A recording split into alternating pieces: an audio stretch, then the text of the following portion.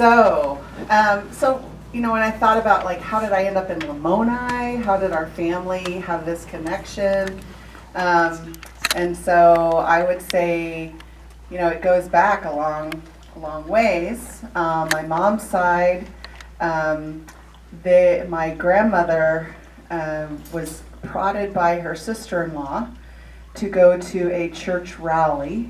And this would have been, I think, in the like 1900 or somewhere, around then. And it was down in Texas, in Dalhart, Texas, when they were living on the ranch. And she told her husband, "We're going to go check this rally out." And so while they were there, she had an experience where she felt that she saw Jesus, and she said, "We're getting baptized." So they joined the church from that. And then they ended up in Atherton, Missouri, which was kind of a Zionic community test project. And so that they were very strong members of church. And then my mother's father was killed. He was hit by a train when she was, I think, 16. And so that kind of changed a lot of the dynamics in the family and how there were 9 kids, and so all of them were doing that. 4 of them served in World War II. 1 was killed in World War II. And my mom was the only one of the 9 that went to Graceland. They had all said one of the kids is going to go to Graceland, and that was my mom. And the plan was for my mom to marry a church missionary. Instead, she married my dad. Who his side of the family, how they ended up getting connected into the church was, there's kind of one of the big lines was the Reese side, and they were converted by the Mormon Church, and they came over and did the whole wagon train to Utah in the 1860s.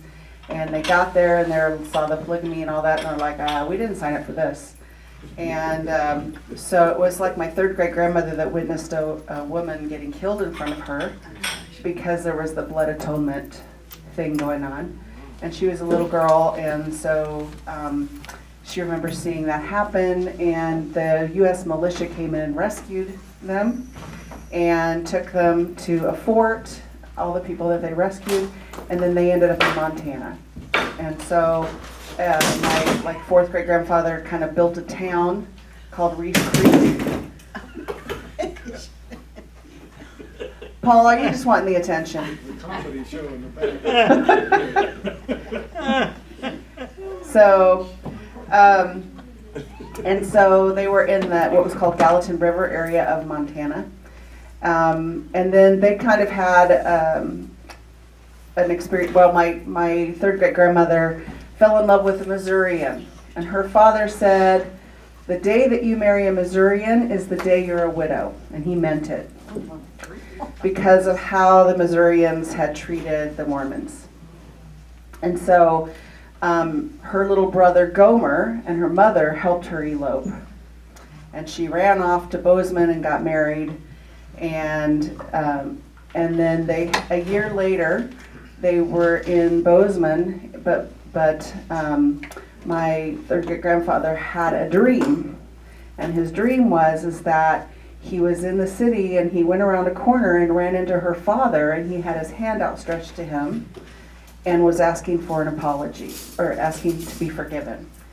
And she was like, "Well, that's never going to happen." And sure enough, they were in Bozeman, and that happened.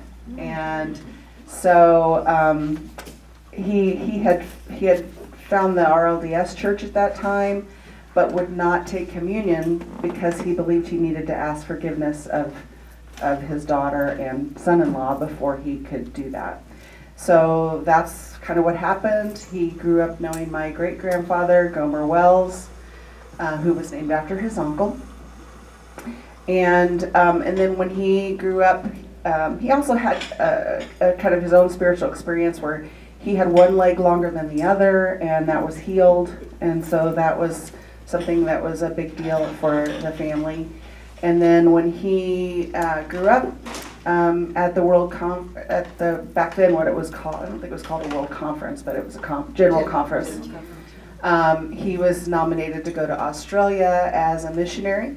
So in the late 1800s, he went over to Australia with Kaler, and his granddaughter lives here in Lamoni as well. And when that happened, he ended up meeting my great-grandmother, Addie, and they came back to Montana in 1900. She was extremely homesick, so he asked the church to send him back to Australia, so they did. But my grandmother was born in Australia, as well as some of my great-uncles. But then when they came back again, they came back in 1909, and it was to Lamoni. They came by ship, of course. And my grandmother always talked about, she was the oldest of the 6 children, and her name was Lena Wells, and she was a singer, and she knew Tess Smith and a lot of the old timers of this congregation. And so the Old Path was like a very special song for her. And she also remembers sitting on Joseph Smith III's lap, and he told her to never leave the church. And that was a big, significant thing for her in her life. And so then, of course, she's told me, I heard those stories from her. So anyway, our families in Australia are actually, we're still connected. Since 1909, we have stayed connected because of world conferences. Of delegates coming, and a lot of our family have been involved that way. So that's been really, really cool to have that connection.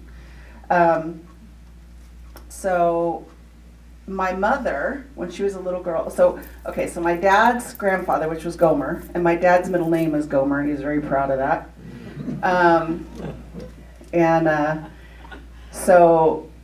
So my great-grandfather, when he retired, they lived here, he did missionary work, he traveled around, he was on the board of trustees for Graceland, he was an editor for the Herald, and then he also traveled to congregations from over Nebraska and all around. When he retired from here, they moved about 1930, I think, to Independence. And they lived in the house where the Sheltons lived. That was the church-owned house. And one of the things I've learned, because I asked my uncle, I said, well, why did none of the brothers stay part of the church? And he said, because they were so upset about how women were treated.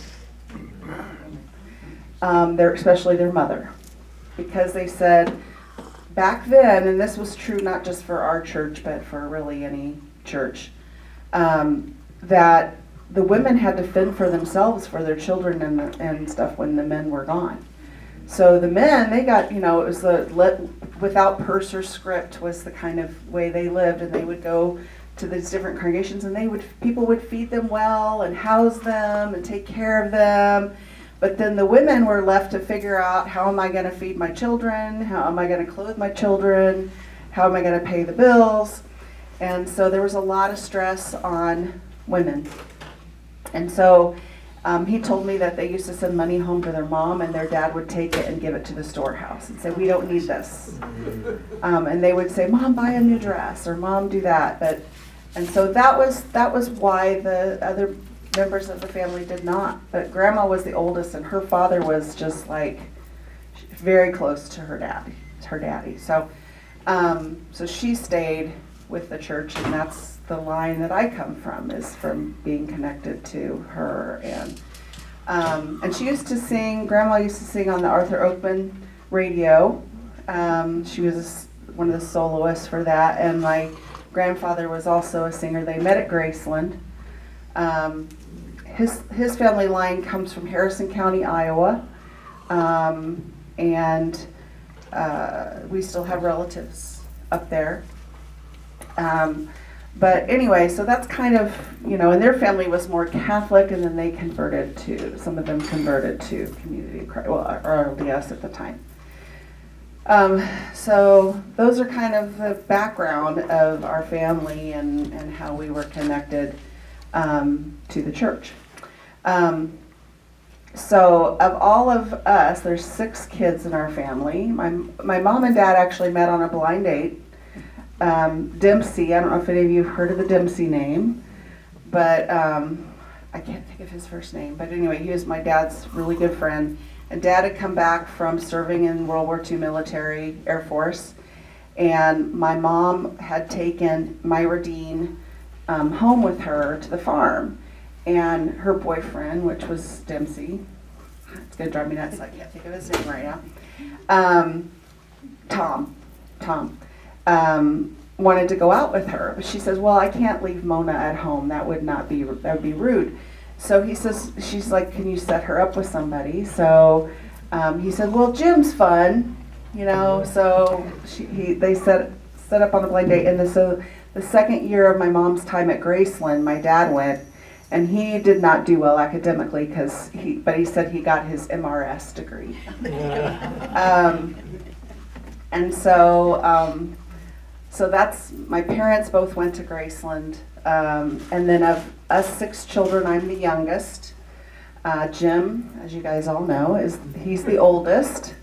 And he was my first roommate. Because we had a tiny house. It was just like kind of 2.5 bedrooms total. We had the bunk bed room with 2 sets of bunk beds, and then there was a tiny little sewing room that you could get a twin bed in, and the crib right at the end, and a little space to get out of the room. And so I slept at my brother's feet, which is probably where he liked it. But anyway, so he was my first roommate, and Jim and I are probably the most alike, I think, and we're both stubborn and and we do talk a lot, yes. So we have a lot in common. So what were your parents' names? My mom and dad are James Gomer Jones, doesn't want to forget that, and Mona Eileen Van Tile Jones. And so we have a long Dutch heritage in this country.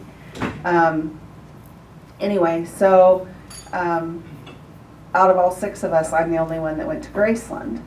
But my brother Jim beat me here first as a professor. He was teaching a year before I got here. But for me, it was kind of a spiritual experience for me when I decided to come to Graceland, because I really was looking at it. I looked at Stevens College, I looked at Northwestern State, Truman, Baker. I looked at a lot of different schools. And then I came up, and I'd been to Specs, and I loved Specs. But I came up for a Graceland, it was a visit, and it was like as soon as I got here, I was just like, this is it. I just knew. This is where I was supposed to be. And so before I came, Bob, I'm trying to think, my financial advisor, he was Bob somebody. You might know. It's okay. So he was my advisor, and I called him all the time that summer. And I remember him saying to me, "Boy, you're going to be really prepared." I thought it was a compliment, but and he was right. So when I got here, and I was a freshman at Graceland, the students thought I was not a freshman because I could answer everybody's questions.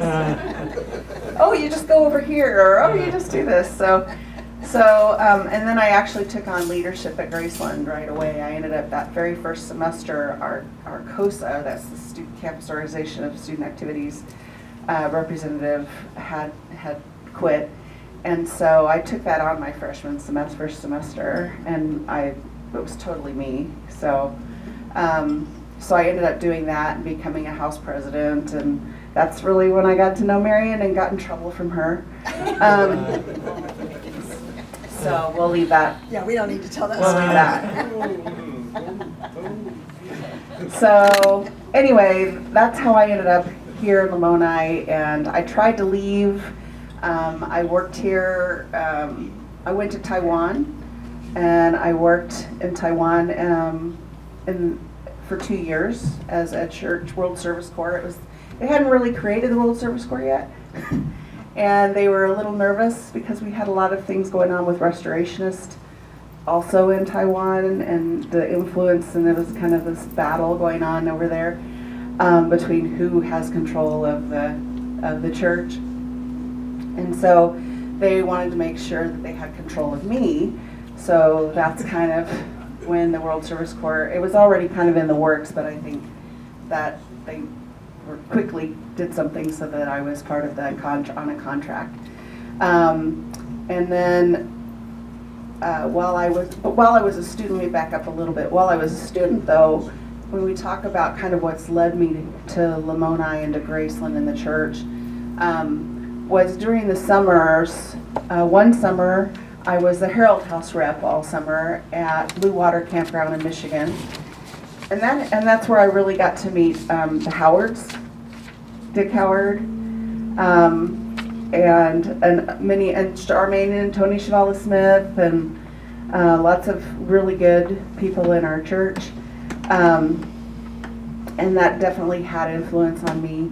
And then another summer, I was a Graceland rep. It was after Ramblers had ended, and so I was in that first round of summer Graceland reps, and that was also powerful. I think I did like 10 camps that summer, but a couple of them were not Graceland. One of them was Camp Moja, which is one that my brother Danny would go to. It's for those with mental disabilities. And then also I did a Methodist camp that was like Camp Moja, that somebody had told me they needed somebody for, and they had contacted me. So that was my summer of camps. I also did a summer where it was kind of the World Service Corps, but it was working with Dale Jones.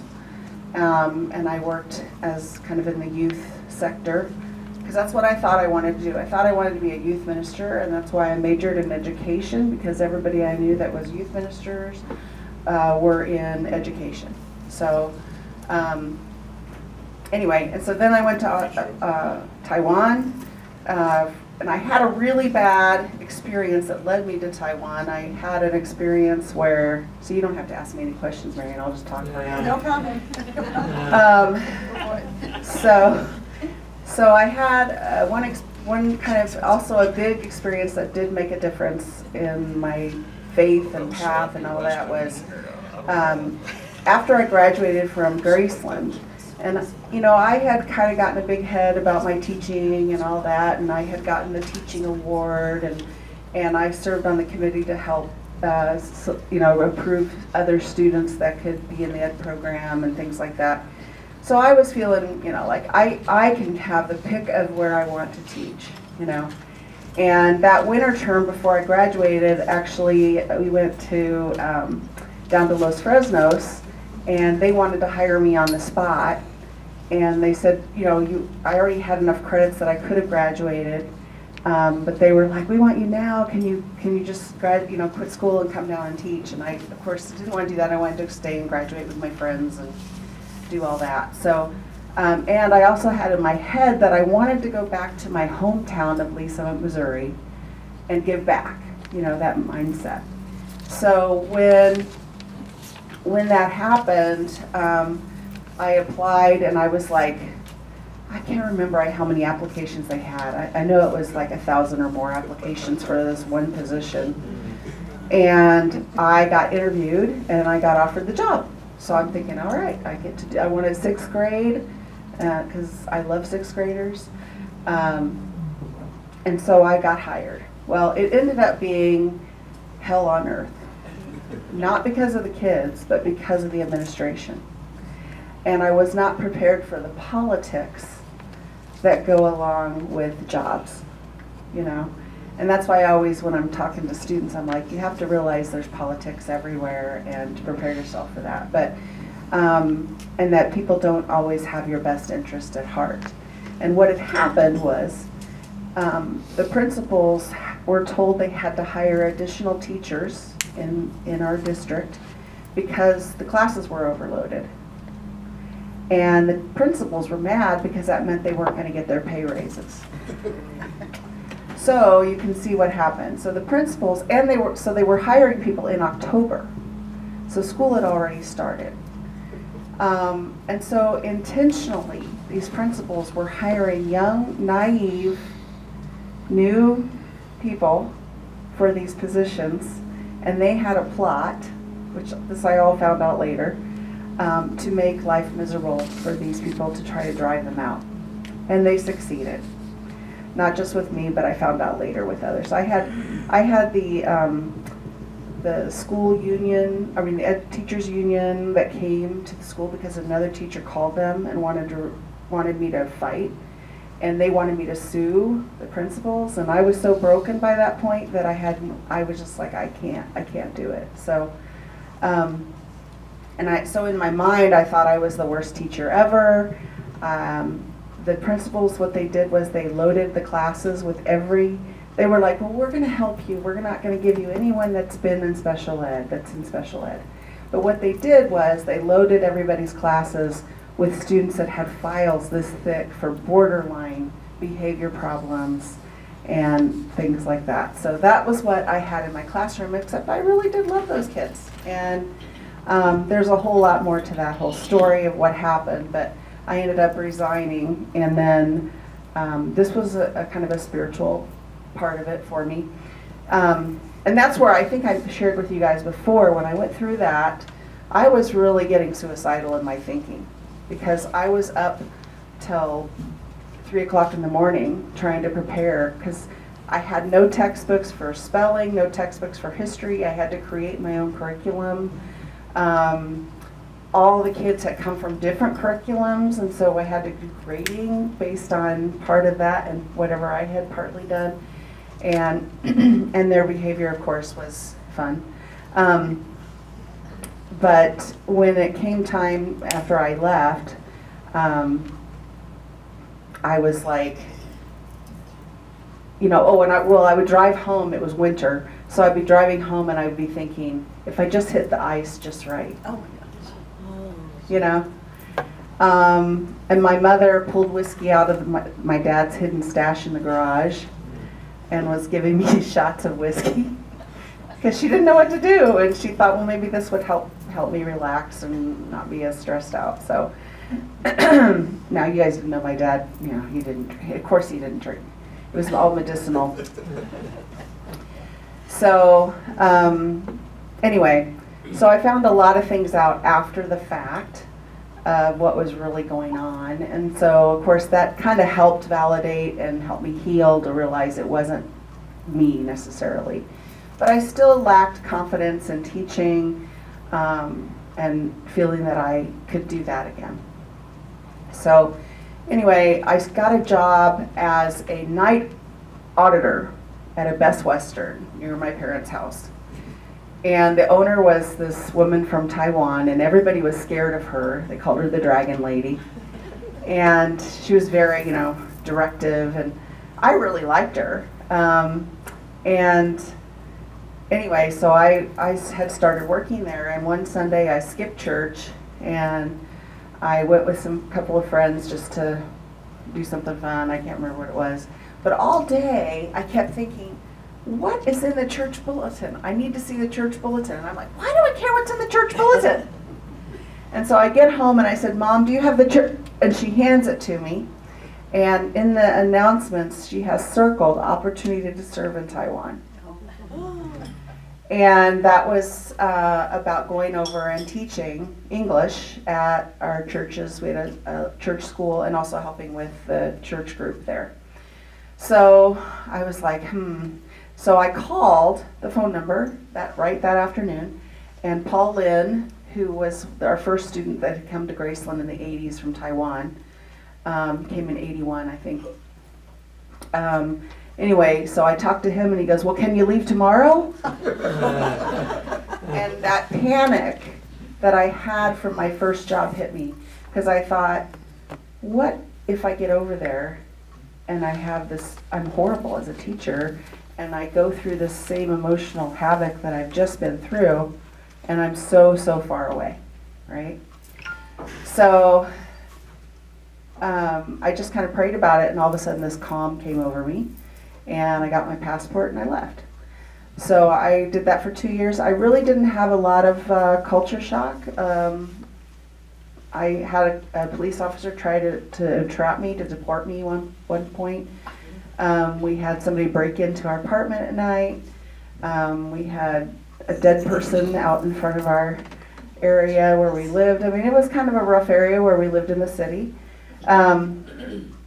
And so I felt very protected, though, and I think that's sometimes naivety when you're young.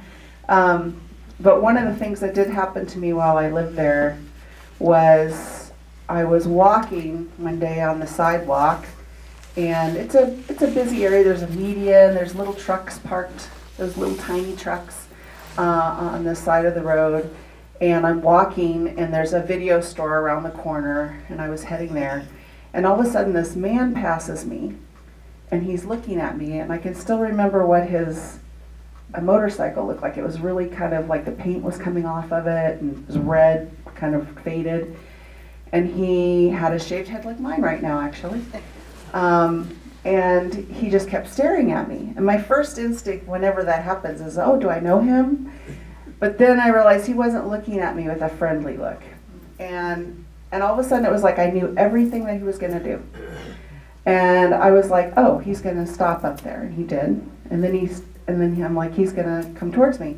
And he did. And I had my arms crossed, so I thought, okay, I need to let him see I don't have a purse or anything like that. So I opened my arms and did that. And this man would not take his eyes off me. It was a deadly stare, just piercing. And then I thought, well, I don't know. So then he reaches inside of his jacket, and I'm like, he's got a knife. Okay.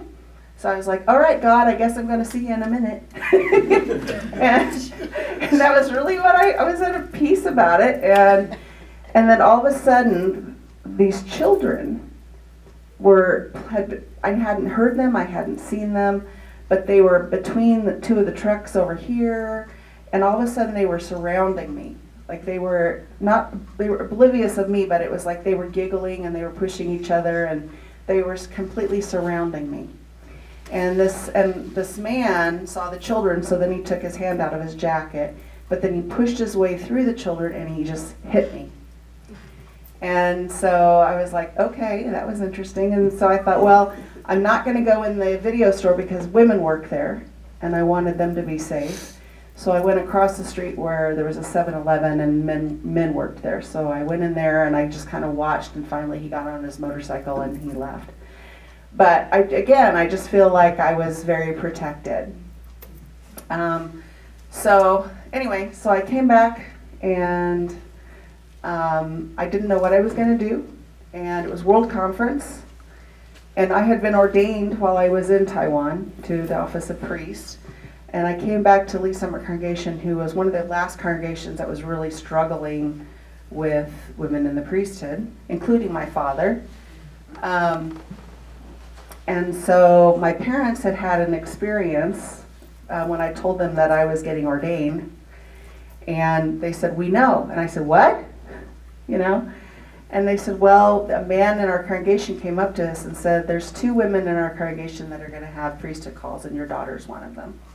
And he wasn't involved at all in my call in Taiwan. That was through the apostle and all of that. So it kind of paved the way for my dad.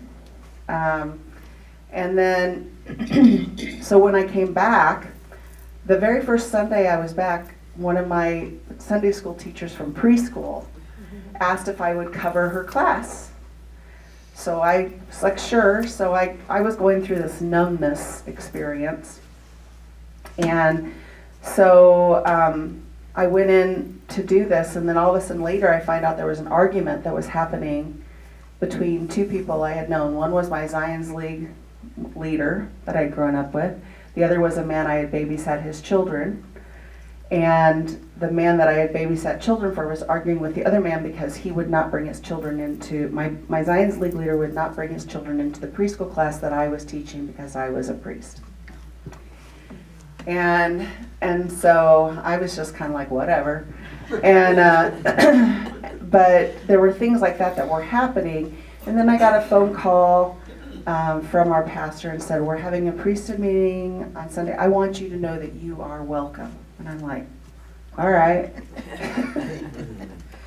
And then I kind of thought, like I said, I was very numb because you're going through re-entry into the country and you just kind of, it's a different experience. I didn't have a lot of emotion about stuff.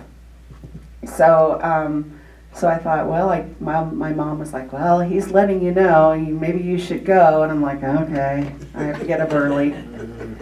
So I'm getting ready and my mom comes in and she said, your father is getting ready. And Dad didn't go to priesthood meetings. And she goes, I think he's going to go with you. I'm like, okay. So we went, and of course I'm the only woman in the room. It was a room kind of like about this big, full of men. And they were having kind of their thing, and all of a sudden all these men start crying. I'm just kind of like, okay. But for me, I was, again, oblivious to what was happening. But the men had some kind of spiritual experience with me there. But of course, I had known most of these men since I was a little girl, So that was an interesting experience. And then shortly after that, I got a phone call from Diane Craven, and she asked if I'd come over. And I knew her dad was against women in the priesthood, and I didn't know what her standing was. I thought, oh, she's going to lecture me. So I go over there, and then as soon as I walk in, I knew it wasn't that. And she says, well, you and I have something in common besides our name. I said, oh, you've been called a priest? And she was like, how did you know? And sure enough, that was her situation, and she was wanting to talk about how I dealt with it with my dad and dealing with that. So she ended up getting ordained. She has since passed away. But that was one of the experiences that had happened too. And then shortly after that, it was World Conference. And I went over to the Stone Church. I like to look around at all the booths and things that are going on.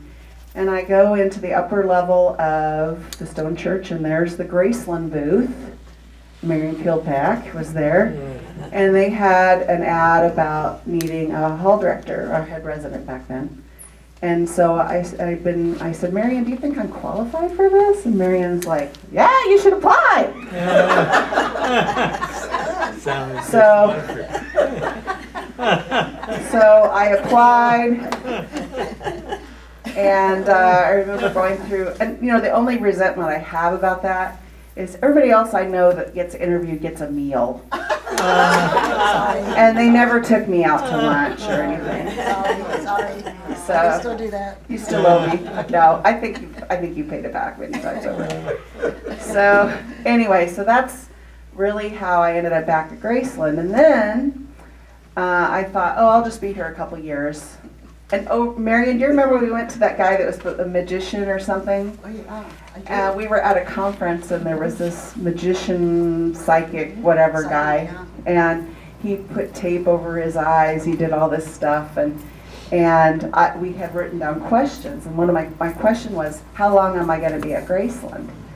And so when he goes, okay, somebody over here, don't worry about it, you're going to be there a long time.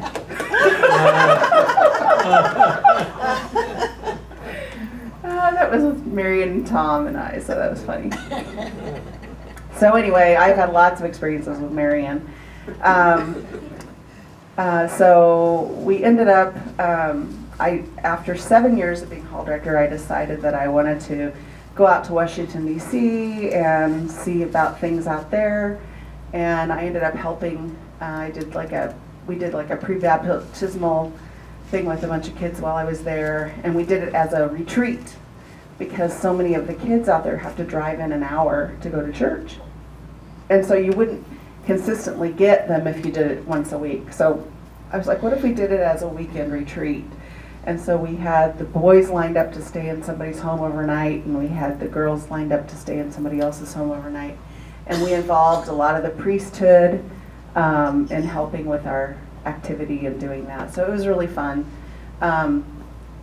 And that was probably one of my favorite things that we did while I was living out there. But I have a connection with Washington, D.C. since my brother Jim used to live out there, and then I ended up helping with a lot of church camps and things out there. So anyway, I decided I wanted to go out and see about finding a job there. And one of the things that happened was I got offered a job, I can't remember what school it was, to be like some coordinator thing, and I just couldn't do it. And then I interviewed for the World Church Youth Minister position, and as I was flying out, I ran into a Gracelander at the airport, Pat Grace. And it really hit me emotionally how much I missed Graceland and the students. And so then when I end up in my interview in Independence, Linda Booth was on the interview team, I remember, and I was so embarrassed because I got emotional talking about Graceland. And that's probably why I was like a blubbering idiot. But anyway, so, and then what happened while I was out there, Tom Powell calls me and said, Diana, we got a situation. I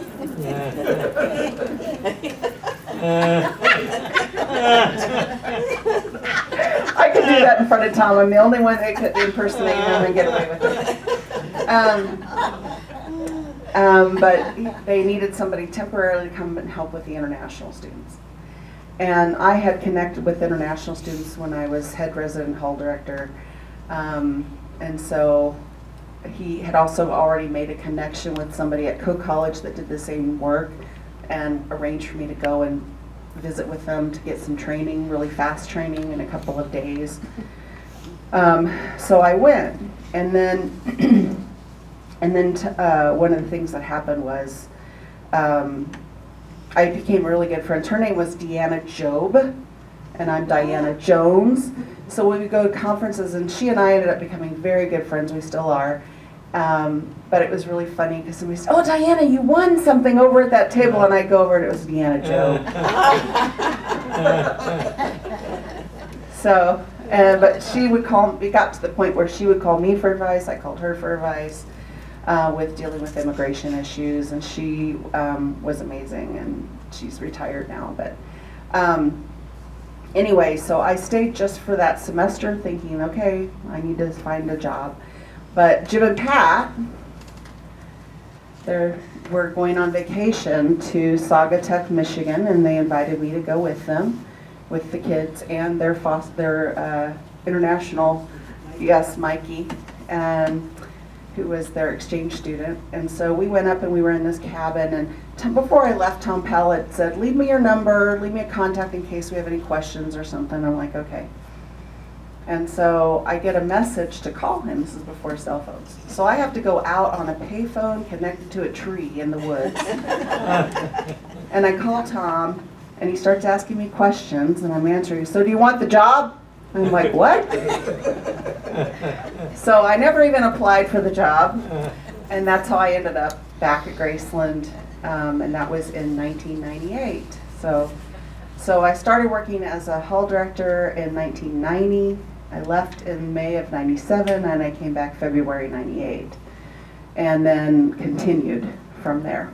So, and that's kind of the story of how I ended up at Graceland, and I just kind of feel like God's not letting me leave.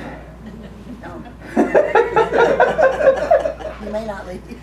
I agree on that. Yes, can't leave. So I think I'm stuck here for the duration. So anyway, that's kind of the journey. Sorry, it was very long. No, that's great. I really appreciate everything you shared. I would like you to talk about, if you're willing to, your experience with your health. Okay.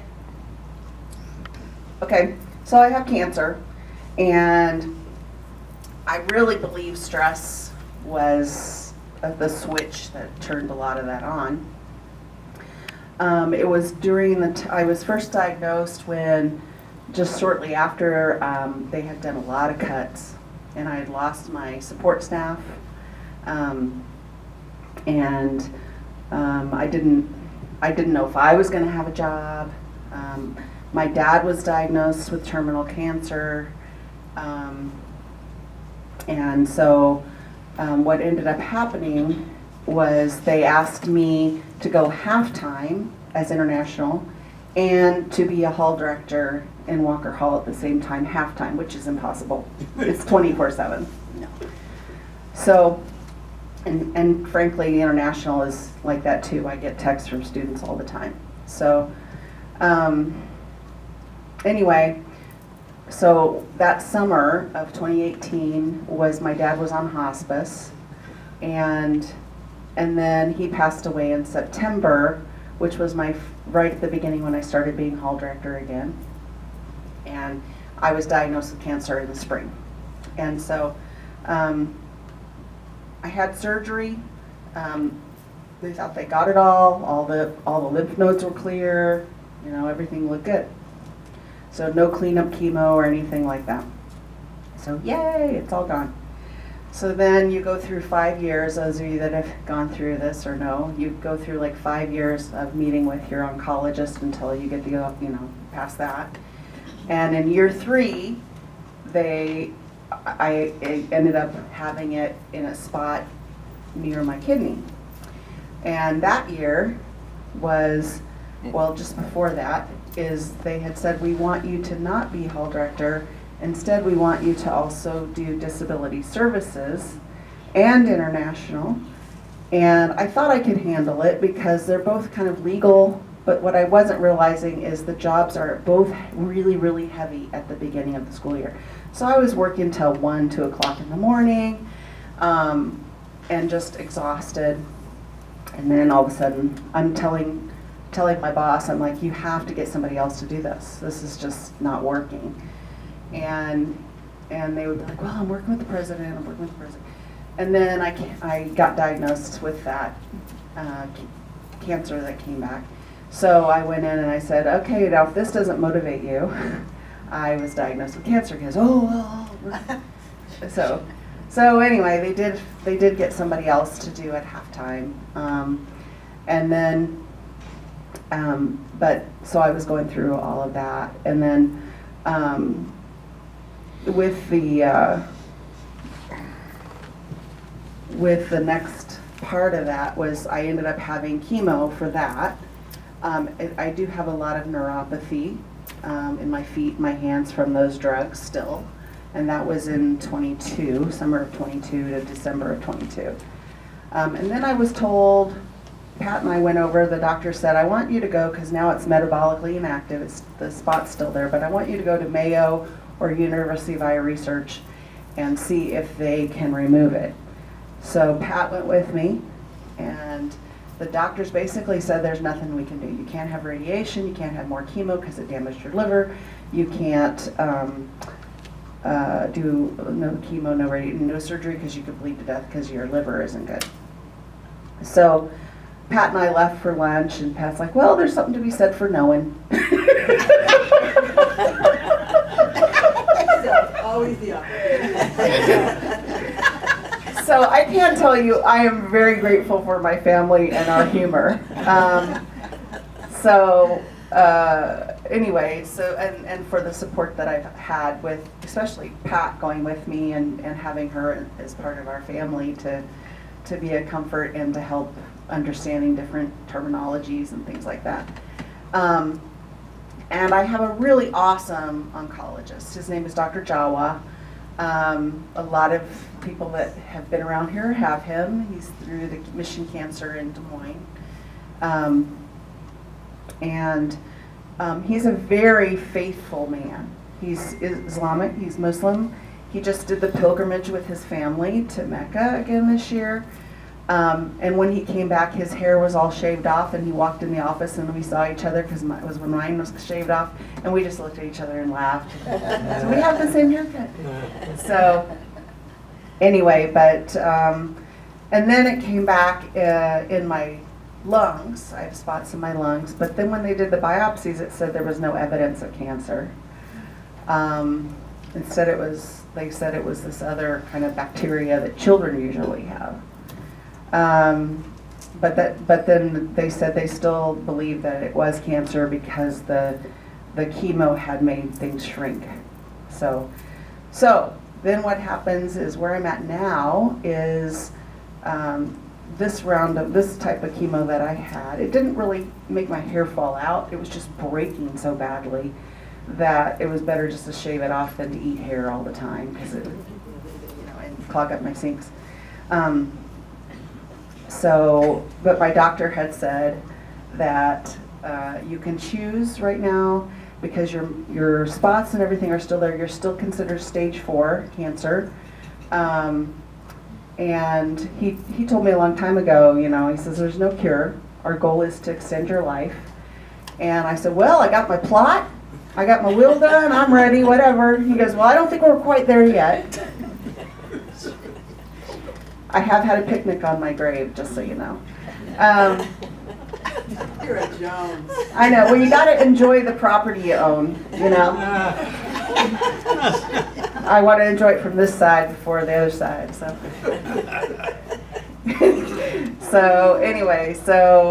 he basically, at this point, the spots and everything are still there, but they're not metabolically active.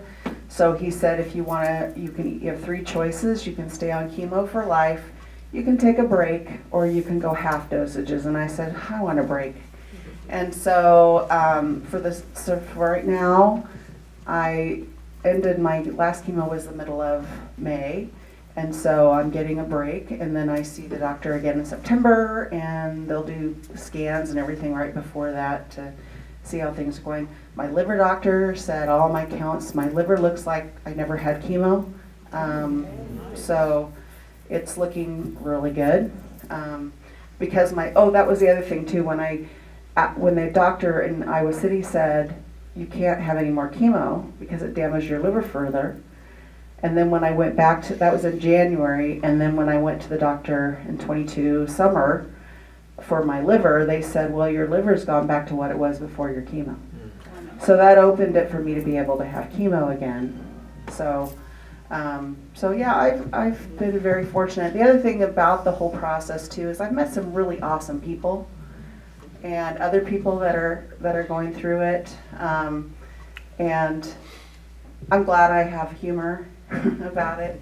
I really have not had any fear, and I kind of think that's because of my dad, and going through things with my dad. And my dad and I are kind of similar in our humor and everything else like that. So, except my dad had told my mom he didn't want to die like a sissy, so I'm not too worried. I can go out like a sissy if I want to. So, anyway, but yeah, so what else do you want to know? As long as I've known you, you've always had a joyful, positive attitude about everything and bring a lot of joy to other people. So you're crediting that with your family, and is that accurate? Probably my family, and I think I have a faith that I just don't have that kind of fear. So, and I think honestly all the prayers, so when we talk about like, how do you get through it? I'm just like, well, I told my doctor this when he first diagnosed me. I said, look, I got friends all over the world praying, every religion and non-religion. I think I'm good. And he goes, and me too. So I really feel like, any success or anything it's all of ours. Everybody that's kept me in their hearts and prayers, and so I really think that's what's held me up too. Can you talk a little bit about your views of God and how those may have changed throughout your life? Okay, so as a little kid, you think of God as the big man in the sky, and I would say one of the experiences that I had walking pneumonia when I was in 4th grade at Christmas time. So and Christmas is my favorite holiday. And I missed out on the school Christmas party. Back then you could have Christmas parties. And so I knew I was going to miss the gift exchange. Man. So I was stuck at home for like a month, and I had to get shots all the time, and I just remember it seemed like I had to go to the doctor a lot.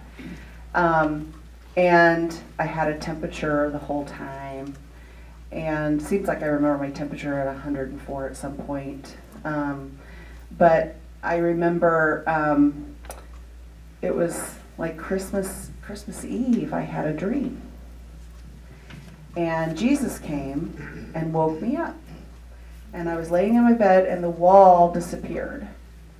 And it was like the land that was around our home, but all the buildings were gone. And there was this ponderosa pine. Now, there's a ponderosa pine out by the soccer practice fields that reminds me of that tree. So I always love that tree when I see it. But it was like Jesus and I walked up the hill to that tree, and then we walked back, and there was really no words spoken. But it was just like a feeling, and it was just like, okay, go back to bed kind of thing. And when I woke up, it was to my dad's hand on my back, and it was wet. And my fever had broken. And I still didn't get to play with my cousins on Christmas Day. But they threw snowballs out my window. And so the next day, we went to the doctor, and they said, you're fine. So that was an experience I had as a young kid. I also remember when I was baptized, I really took it very seriously. And so when I was baptized and I came out of that water, I really felt like all the negativity was pulled out of me. It was a sensation of leaving that behind. And so I remember that feeling. Lots of camp experiences. And, when I was growing up, there was a lot with the devil and people seeing things in the fire, and I'm like, okay, whatever. And so, but what probably changed me the most was living in Taiwan. When I went, I remember we met this couple that he was a white Afrikaans police officer from South Africa and his wife. And they felt that God was bringing them, they were not part of our denomination, but they felt like God was bringing them to Taiwan to help the heathens. And when I got there, I was just like, these people don't need help. They're driving Mercedes and BMWs and Jaguars. And I'm like, these people are wealthy. They're not poor and impoverished. It's not a third world country, And, but this lady, once they found out we had the Book of Mormon, then they were like, oh, we're not going to work with you. Mm-mm. So she wanted to find another church, so I went with her to help because I could navigate the bus systems and things like that, and spoke some Chinese back then.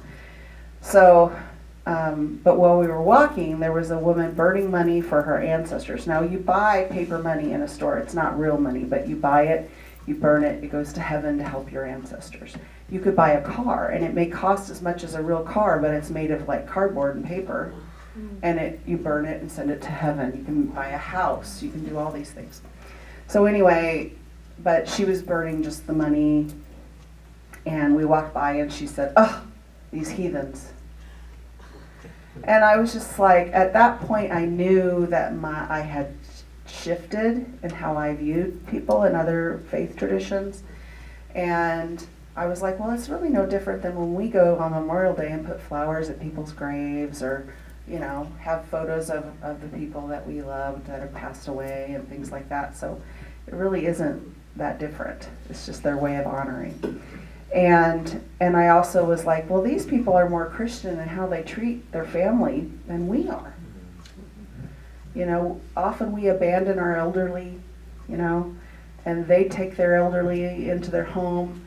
The oldest son gives their money, their income to their parents. Their parent gives them an allowance. So that's the Social Security system of that time when I was living there. So anyway, but I'd say those are some of the things that really shifted my viewpoint of a man in the sky. The other person that probably influenced me was Bob Mesley.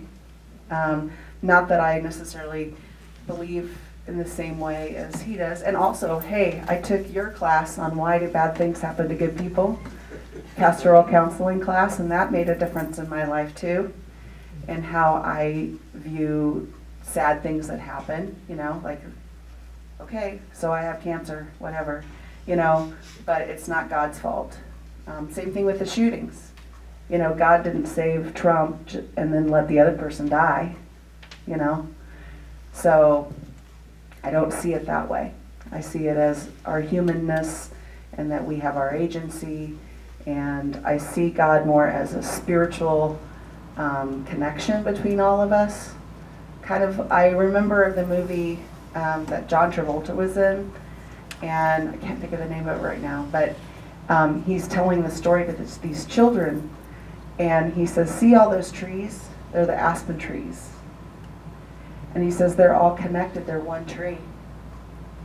It's just that their roots are below the ground. And so all the trees are kind of swaying, and then you see the children in him just kind of swaying along with the trees. And so I like to think about God that way, that it's really, God is in and throughout all things and connects us, and that's kind of really where I'm at. Wonderful. Anyone have any questions they would like to ask Diana? Benita? Diane, how many international students are you shepherding now? This last year I had about 110. And when you started the job, how many did you When I have? started, I had about 120, and then in like 2005, we were at 171. Yeah, I remember that. But we always had about 60 Canadians. So honestly, if we look at the numbers today, it's really not that different. We just don't have the Canadians. Well, I want to thank you for the wonderful job you've done with them. Oh, thank you. They need so much when they come, and you've shepherded them. Well, thank you, and I love it. And we have a lot of international students making a difference in the world, in their home governments, and just amazing. We have amazing international students. Absolutely. Diana, you are such a joy, and you have brought joy to many, many, many, many persons around the world, and your influence shines brightly in many places. So thank you, and thank you for sharing with us this morning, and may God continue to bless you and the lives you touch. Thank you. Thank you. Love you. I appreciate your testimony. Thank you.